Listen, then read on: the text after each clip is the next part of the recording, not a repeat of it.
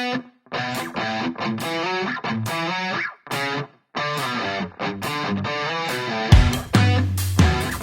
there guys, what's going on? Agent Not So Lazy here.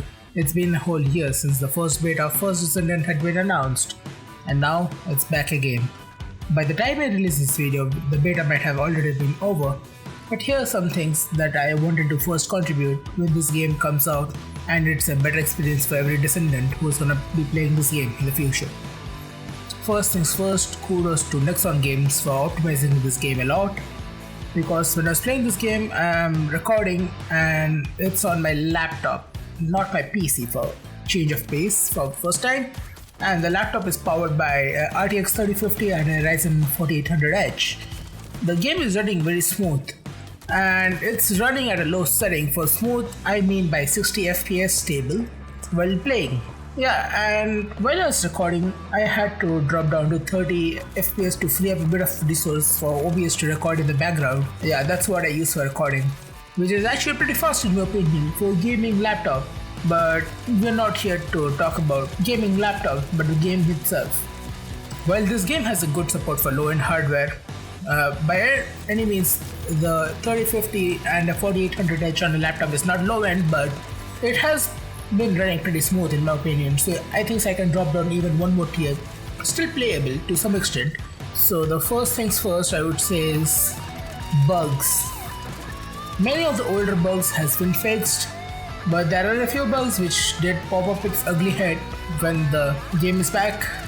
So yeah, previously in the betas we used to get kicked out of lobbies every other second, but now those don't seem to happen as often, but it's very rare considering how the game is now crossplay open. There's other bug which I faced during when I was playing the mission. If you've seen the game's footage, I might have thrown the clip somewhere where I was doing this fetch mission. I don't know what it's called, I forgot the name of. So where you're supposed to take the objectives from the ground and deposit into the mailbox. Pretty easy, right? But when I pick up the objective, the game literally froze me on the spot and I couldn't do anything till I died and respawned once again. Okay, this did happen quite a few times with me, but I think so that maybe due to either my laptop being a bit slow or I don't know, maybe the network, who knows. Other than this, the gameplay have been improved a lot, which is to be expected, like the movement tech. My personal gripe against the grapple mechanic once again. Previously the grapple mechanic had a momentum where you could carry forward your current grapple speed over and over. But now what happens is they change the grapple mechanics, increase the cooldown by a few seconds I think, I'm not sure though. So what happens is now every time you grapple, you lose all your current momentum. It gives it a random inertia boost. Not random, it's fixed actually, my bad. So the inertia becomes to a set value, whatever they have set in the backend in the code, and then you start to grapple forward. So which kind of resets the flow of movement in my opinion. Previously it didn't used to happen, but the grappling was pretty shite in my opinion. So I might have a footage from the last beta where the grapple was much more fun, but the tracking was pretty meh. Speaking of tracking of the grapple, they have improved it once again. The assist for the grapples have been a lifesaver for me, like to get out of tricky spots sometimes. I still hold a personal vendetta against the grapple mechanic because of how it works sometimes. They added the mechanic of grappling onto enemy and hitting them. Really good, personally. If you have a melee finisher style build and you have this, I think so this can be a really good combo. I see it much more paired well with something like Bunny, who has area of effect on movement. So what you do is grapple onto enemy, hit them while the ability is active, zap everything around, kill it. Though it's much more suited for movement because Bunny runs fast. So I don't see a point of using grapple onto her. It's a tech I can think of. Then the one thing I missed from the last beta would be the chain grapple. Where as I was saying, the momentum does die off in middle of grapple or like when you land after the grapple. In the previous case, it wasn't like that, but the tracking was shit, so whatever. Even back then I had my personal vendetta against the grapple, so that's a thing now I think. Now when grappling, the target now tracks much better, and it has like a red dot which has a pretty big range for track targets repeatedly now, even when it's far. Like it will try to grapple onto the edge instead of grappling onto the middle, which is a good thing. This was also introduced into the boss fight mechanic where you can like literally have grappling onto the boss to remove the weak points. It didn't work for me. I don't know if I'm doing it wrong or is how it's intended to be done, but they do show the tutorial. It's not working for me, so I have to see in the full release of the game if that's the case or not.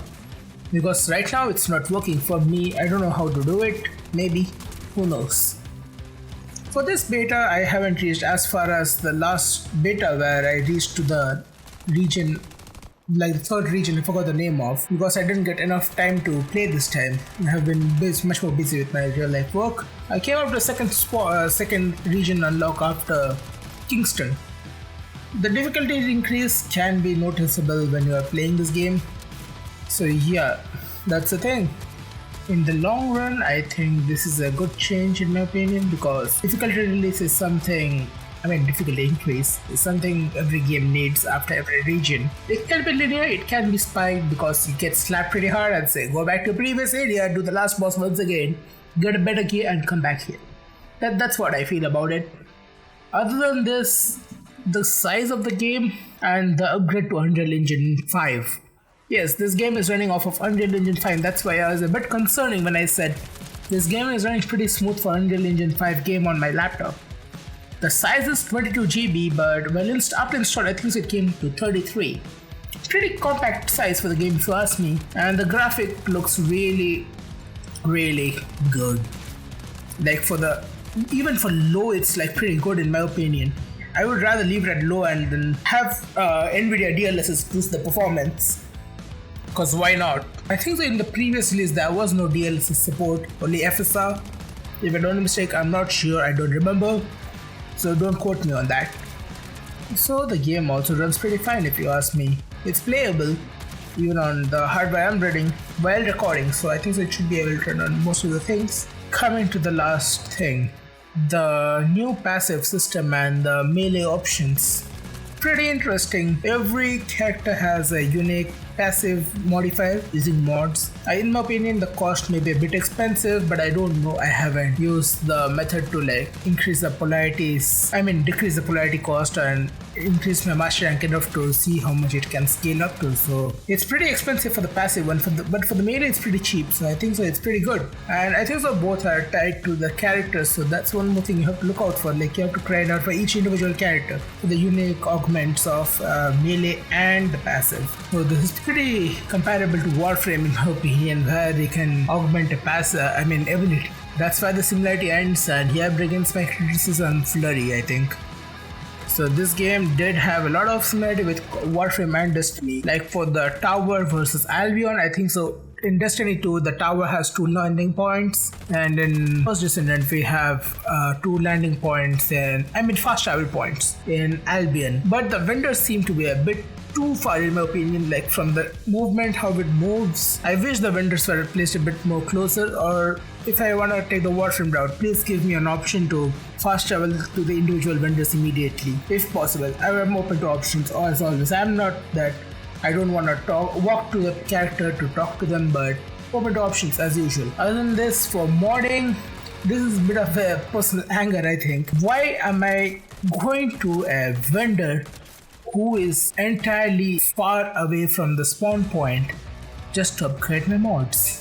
Yes, this is something I'm kind of angry about a bit, because I have to fast travel down next to the mailbox, walk out a bit more, go to the guy who is doing the modules upgrade and transfusion instead of directly doing it from my inventory. I know this may be a bit of a rant, but let's have some more options for this, because the vendors are pretty widely spread out in my opinion. I wish they were a bit closer or had an option to fast travel. Mod upgrades, again, you need to walk up to the vendor. Why can't I do it from my inventory if I have the resource? I understand that you have to be in a safe spot to upgrade the modules because the open world, mid mission people can swap out weapons still now, but why are we being limited to this? And other than that, the inventory screen, it's a bit cluttered. Please clean it up a bit more. I see a lot of inspiration taken for the inventory screen from from Destiny 2 where you have the weapons to the left and character models to the right. I mean, that's a good design cube, but please make it a bit more unique because it still feels a bit too cluttered in my opinion. A bit more of a cleaner design would be much more appreciated over there. At last, I hope this game launches soon because I'm pretty excited for this game to come out and hope it has a bit more polishing and none of the bugs which are there in game right now. Till then guys, take care and I hope everyone has a nice day and I'll see you the next time. Peace out.